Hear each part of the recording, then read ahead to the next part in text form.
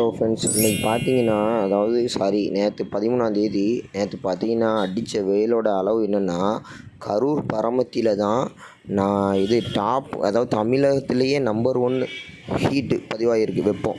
இதில் நம்ம திருநெல்வேலி கொஞ்சம் கூட சளைச்சது இல்லை. டாப் 5ல் ஹாட்டஸ்ட் சிட்டி அப்படின்னு சொல்லி அந்த இதில் திருநெல்வேலியும் இடம் பெற்றிருக்குன்னா பார்த்துடுங்க.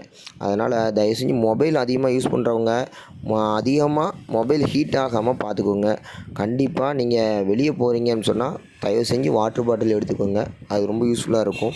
அடிக்கிற வெயிலுக்கு தண்ணி குடிக்காமல் இருக்கவே முடியாது. எவ்வளோ தண்ணி குடித்தாலும் தாகமும் தீர மாட்டேங்குது ஃப்ரெண்ட்ஸ். தர்பூசணி இந்த மாதிரி கூலிங்கான ஐட்டம் அதெல்லாம் வாங்கி சாப்பிடுங்க.